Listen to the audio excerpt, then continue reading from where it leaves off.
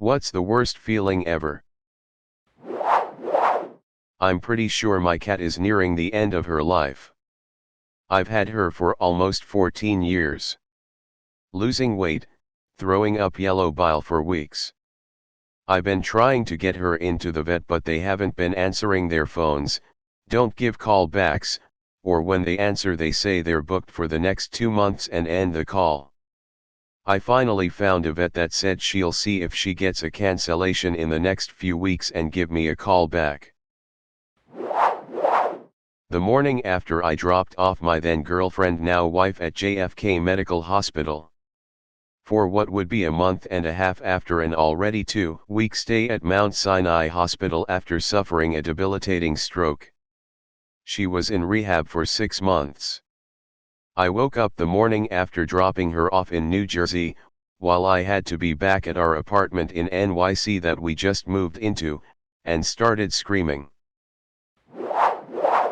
I got a call from my dad's work one day when he didn't show up asking if I knew where he was and if he was okay. Right then I knew. I left work and picked up my brother because I didn't want to face it alone and hauled ass to my dad's house. We got there just in time to see the police officers placing a blanket over my dad's body right at his front door. They quickly shut the door as I fell to the ground sobbing. We went around the corner when they put him in the coroner's van so we didn't have to see it, but then watched them drive away knowing my dad was in the back of that van in a body bag. We found out later that he was on the phone with a friend of his from out of state the night before and he was complaining of feeling very unwell. She begged him to contact us or to give her our information so she could, but he refused to because he said he didn't want us to worry. Instead he died alone at some point during that evening or early morning without asking anyone for help. I feel you. She just lost interest suddenly, and slowly left me. Not even having the balls to be honest with me. She was my first love, and we had been friends for some time before dating. She filled me with love, and filled my head with the idea that I was perfect, the love of her life, etc. Now she has clearly, and easily, moved on and is dating another guy, while I'm still suffering, feeling used, feeling unlovable, feeling like no one will be interested in me ever again. I gave it all for her, she was a complicated girl, but I still gave my all and was willing to sacrifice a lot for her. Even though she would never cede, and was inconsistent. I know I will eventually get over it and recover my autonomy, but fuck man, these past few months and the rest of the year will be fucking painful. Sorry for venting. We're gonna make it bro, for now, live through the pain, focus on ourselves. We will become titans on the long run. Good luck 3. Now, there are people who are depressed and only feel this way. I know firsthand how depression warps our perspective and makes us believe stuff like that when it isn't true.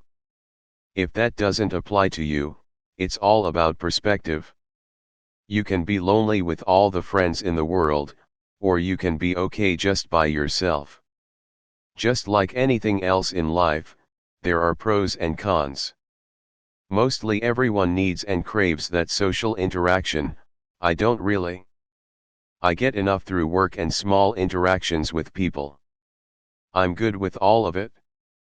But, just as someone in a relationship wishes they were single sometimes, yes, I do experience loneliness occasionally. It is fleeting. If it is depression got you feeling that way, hold on my friend. It's rough right now, but push through. You're stronger than you can even imagine. It's almost my all-time greatest fear. It literally keeps me up at night sometimes. I do my best to make the shorter life of my little one as good as it can be, and I know I've done well since I scooped her off the street with scars all over her face and an empty belly. Part of the problem with that though is I have no clue how old she is, and vets can't really tell either. I could have 4 more years, Or maybe 10. Either way, I'm going to treat her as if it's the former. Of course, that doesn't stop her from waking me up at 6 for wet food. For anyone reading this with a pet and dreading it, do some research into vets that offer in-home euthanasia. We had to put our senior cat to sleep last year, cancer, and found a vet that was able to come to our home and perform the procedure here. Freya climbed onto her favorite chair and took a nap about 2 hours earlier.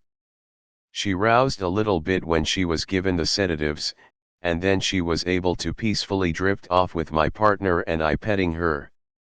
It absolutely helped both of us to know that she was able to go out in peace, feeling safe, in relative comfort, in familiar surroundings. I would recommend it to anyone. It didn't cost significantly more than euthanasia at a vet clinic, either.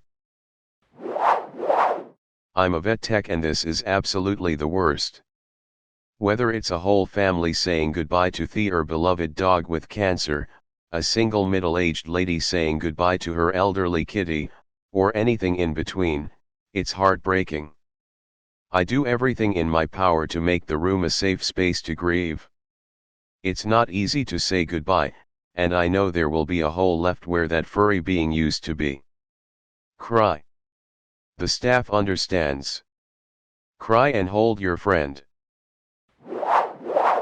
When I lost my son at 18+ weeks. It was crushing. I never cried so hard or so long. It devastated me for months. This was over 3 years ago and I still have times when something will happen and put me right back in that moment. People think it's not a big deal, they weren't born yet so you can't miss them. But you have a vision of the way things are going to be and something happens and that's all gone. When the doctor says she wants to double check things so she's sending you to labor and delivery. At 18 weeks nothing good can happen at labor and delivery.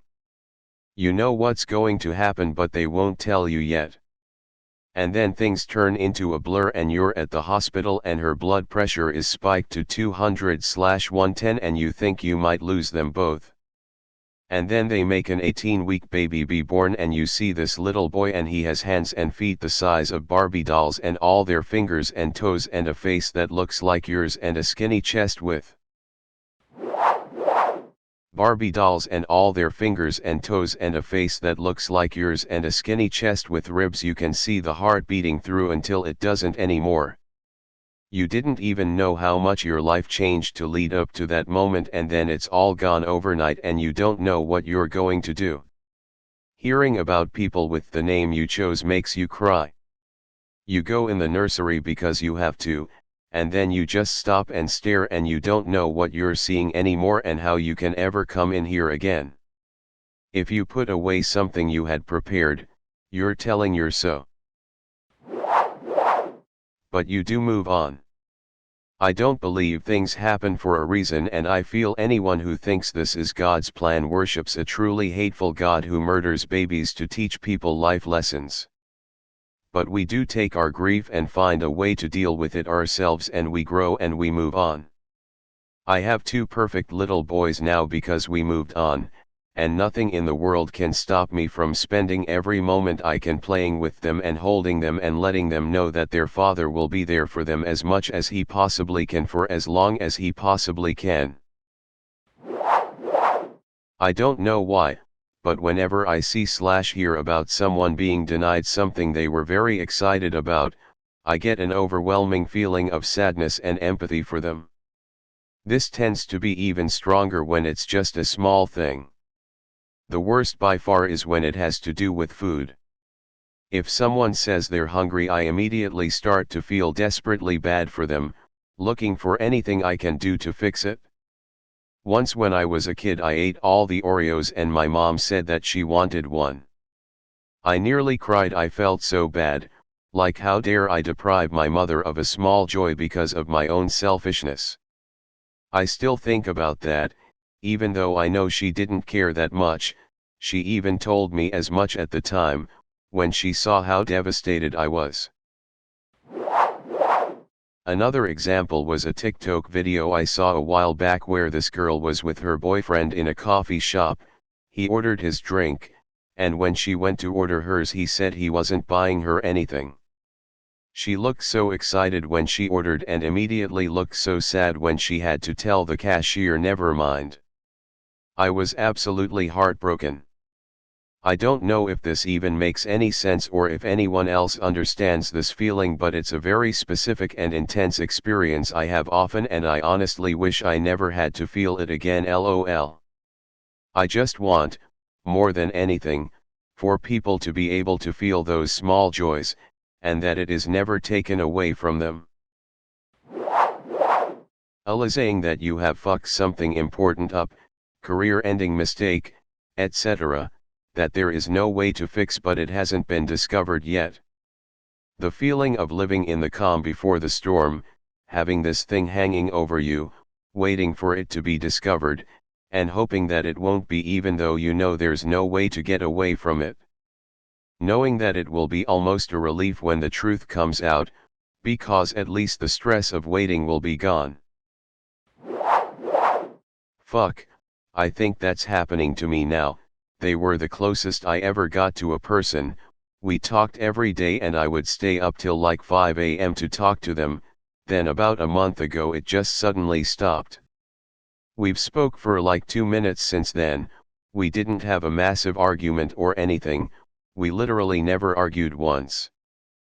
But now they just say I'm really busy, maybe later, and I understand and can respect that, but it was just so sudden and I never hear from them anymore. Maybe I'm just overthinking it and this is only temporary, but I'm terrified of losing them. Living a life that feels purposeless and feeling all of your friends forget you. Waiting each day for either things to get better, or death tbh, and things are yet to get better. That's the long sad awful worst feeling ever. The sharp painful worst feeling ever was having a dream where I met my friend in a hotel and we were talking on the corridor like good friends again. I woke up, where in reality we'd stopped dating months before, and he'd cut all contact with me sometime before the dream. The dream was an awful wake-up call that I missed him more than I'd even been admitting to myself, I think. For me, worst feeling I've experienced is to lose a child. I'm still working on saying this out loud or even typing it. Having experienced it, shit was the worst thing ever. I never cried so much in my life, I was a wreck for months. Barely ate, slept, didn't work, fell into deep depression. I still fight the depression, but I do eat. Man shrugging, medium skin tone. LOL. I have other kids and a wonderful wife who keeps me from doing something stupid. Appreciate the ventilator time when these questions pop up. You like a motherfucker. LOL. As someone with fairly low self-esteem and anxiety problems, this is pretty much every encounter for me all the time. The best thing I have found to do is be open and honest. If you say something as simple as, "Hey, we used to chat all the time, and now we never do. I really enjoyed hanging out with you back when we did. Are you just really busy, or am I annoying you or something? I am honestly a little worried." You would be surprised at the amount of people I have gotten back in contact with me because they believed for whatever reason that they were annoying me by hanging out so frequently, and that was the initial reason for the drop-off in communication. If I can't be blunt with the person, I usually try to say something like, "Hey, can we set a date/time to chat or hang out for an hour or so online?" Identity loss. I've gone through shit like thinking that I am dead and rotting and that everyone close to me is replaced by malevolent demons, or that I am the champion of Apollo and here to save the world. I'm currently being evaluated, but insofar, nothing can compare to how shit it feels to lose your identity/sense of self. You don't just lose your style or vibe or whatever. You lose your values, morality, your interest, and memories from as far back as childhood feel fake, At some point you feel like you don't exist. TW, for me it's accompanied by depressive symptoms such as suicidal ideation and self-harm, and a fleeting sense that I am dead, and all this is just the last bits of energy in my brain firing, creating an illusion. At first it was terrifying, but now it is extremely infuriating, because, almost always, after the episode I end up slightly altered. Imagine being extremely passionate about something, this identity crisis-like thing strikes, you associate the negative feeling with whatever you were passionate about, leaving you with unfinished dreams that just lost their shine, and with a slightly different life direction, that you either know will end up the same as the previous one, thus staying in a low, miserable mood for a while, or giving a new light of optimism destined to be crushed to smithereens. My ex and I used to say things like when we get married, and we even went as far as naming our unborn kids. We bought a house, went on holidays, spent Christ masses with each other's families, etc. Then with literally no warning she decided to spend one night at her parents', invite her old friend over from college, get wasted and have sex with him. Then she drove back round to our house the next day and told me she wanted us to break up. Now you might think that that was the worst feeling ever, but I actually forgave her immediately on the promise that we'd work at our relationship. A week or so later she kicked me out for real. The worst feeling was when I finally came to terms with just how low my self-esteem must have been to allow myself to let somebody do that to me, and then immediately forgive them. I retraced the last couple of years of my relationship and discovered that I barely even knew who I was anymore. I had been remolded to her expectations of me and I'd completely lost my identity. I didn't even see it happen. Found my son dead after work. The whole shift I was extremely anxious and couldn't stop pacing. Called and texted him many times. He was 23 but lived at home. I kept telling myself he was with friends or a girl. Get home at 11:30 p.m. Everything was the same as when I left. No lights on, car in the same place, dogs howling to go out. I'll never forget the feeling of walking down the hallway, yelling his name and being afraid to open his door. The way I felt when I saw him, and especially the first couple days after. I was suffocating, couldn't breathe, couldn't think, and was terrified. Every noise scared me and put me into a panic. Knowing you will never touch, see, or hear your child ever again is hands down the worst feeling ever. My parents moved me to a bunch of different schools when I was a kid. By the time I was in the 7th grade I was in my 4th school. I was trying to make friends and decided to have a party. I talked to my parents, made invites, passed them out to a bunch of kids in class, I got a lot of yes responses, my parents got a ton of food, and then it's party time. An hour after the party started I was still the only one there.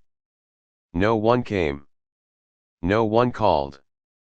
I felt so fucking lost and alone. I'm sitting here typing this now with no real friends that I'm not related to, and I keep asking myself if I'm a shitty person and that's why, or if I just never learned how to make friends. Found my son dead after work. The whole shift I was extremely anxious and couldn't stop pacing. Called and texted him many times. He was 23 but lived at home. I kept telling myself he was with friends or a girl. Get home at 11:30 p.m.